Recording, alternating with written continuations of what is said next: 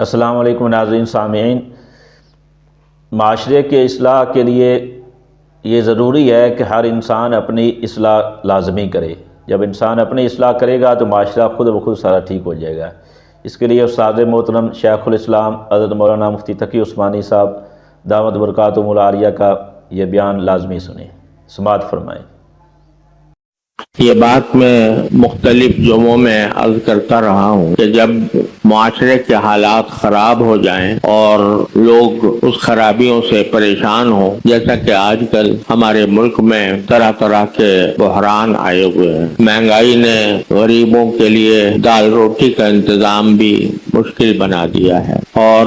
سیاسی سطح پر ایک افراتفری کا ماحول ہے، تو ایسے مواقع پر قرآن کریم کی تعلیم یہ ہے کہ جب معاشرہ خراب ہو جائے تو معاشرے کی خرابیوں کا بہت تذکرہ کرتے رہنا، اس سے بعض اوقات فساد پھیلتا ہے۔ لہذا ایسے ماحول میں ہر انسان کا فرض یہ ہونا چاہیے کہ وہ خود اپنے اوپر نظر ڈال کر اپنی اصلاح کی کوشش کرے۔ سورہ مائدہ کی آیت میں نے پڑھی تھی اور اس کی کچھ تشریح بھی پیش کی تھی کہ اس میں اللہ تعالیٰ فرماتے ہیں کہ یا ایھا الذین آمنوا علیکم انفسکم، اے ایمان والو تم اپنی خبر لو، یعنی اپنے حالات کی اصلاح کرو، اپنی ذات کے حالات کی اصلاح کرو۔ لا یضرکم من ضل اذا اہتدیتم، اگر تم ہدایت پر آ گئے تو جو لوگ گمراہی کے راستے پر ہیں وہ تمہیں کوئی نقصان نہیں پہنچا سکے۔ الی اللہ مرجعکم جمیعا، اللہ تعالیٰ ہی کی طرف تم سب کو لوٹ کے جانا ہے۔ فَيُنَبِّئُكُم بِمَا كُنتُمْ تَعْمَلُونَ، وہ وہاں بتائے گا کہ تم کیسے عمل کرتے رہے۔ اور چونکہ معاشرہ نام ہے افراد کے مجموعے کا، تو اگر فرد درست ہو جائے، افراد درست ہو جائے اور ہر فرد اپنی اصلاح میں لگ جائے، اصلاح کی فکر انسان کے اندر پیدا ہو جائے، تو کم از کم ایک آدمی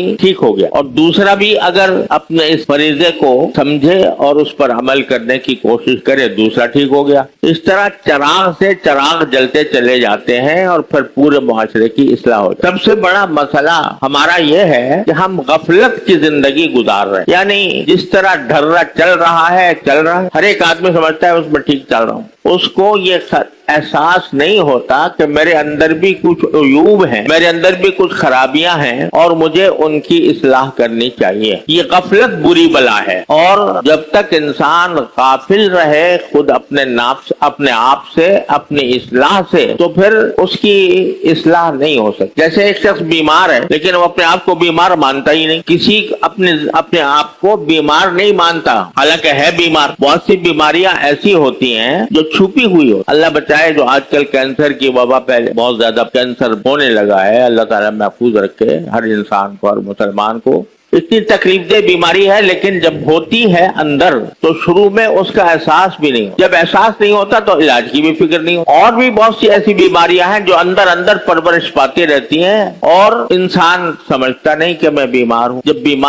بیماری کا احساس ہی نہیں ہے تو علاج کیسے کرے گا؟ یہ صورتحال ہماری بنی ہوئی ہے کہ ہم لوگ غفلت کا شکار ہیں اپنی روحانی بیماریوں سے، یعنی دین کے خلاف ہمارے اعمال جو سرزد ہو رہے ہیں ان کی طرف کوئی فکر نہیں ہے کہ یہ میں اچھا کر رہا ہوں یا برا کر رہا ہوں۔ جو شخص دفتر میں بیٹھ کر رشوت لے رہا ہے، جیسے کہ آج کل دفتروں میں بغیر رشوت کے کوئی کام نہیں ہوتا، اس کو کبھی یہ خیال نہیں آتا کہ میں کتنا بڑا گناہ کر رہا ہوں، وہ کام کر رہا ہوں جو مجھے جہنم کی طرف لے جائے گا۔ الراشی والمرتشی کلاہما فی النار، رشوت دینے والا اور رشوت لینے والا دونوں جہنم میں ہیں، قرآن کریم میں نبی کریم صلی اللہ علیہ وسلم، لیکن لیا جا رہا ہے۔ کبھی خیال ہی نہیں آتا کہ میں کتنا بڑا گناہ کر رہا ہوں، اللہ تبارک و تعالیٰ کا گناہ کر رہا ہوں، بندوں کے حقوق کی خلاف ورزی کر رہا ہوں، اس کی وجہ سے پورا ملک بدحالی کا شکار ہے۔ آج اگر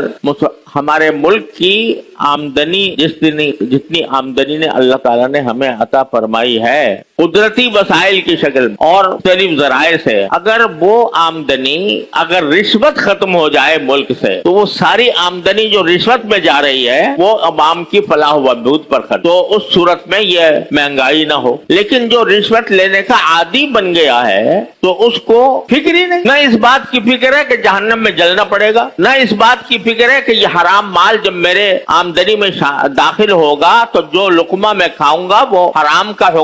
لقمہ ہوگا, اس سے جو گوشت اگے گا وہ جہنم کی غذا ہے. وہ جیسے قرآن حدیث میں رسول کریم صلی اللہ علیہ وسلم لحم النبت من حرام احق بالنار او کما قال صلی اللہ علیہ وسلم, وہ گوشت جو انسان کے جسم پر رشوت لے کر اگا وہ گوشت جہنم کا گوشت ہے, جہنم کی غذا ہے, وہ جہنم کھائے گی. نہ تو اس کی فکر ہے اور نہ اس بات کی فکر ہے کہ اس طرح میں ملک و ملت کا کتنا بڑا نقصان کر رہا ہوں.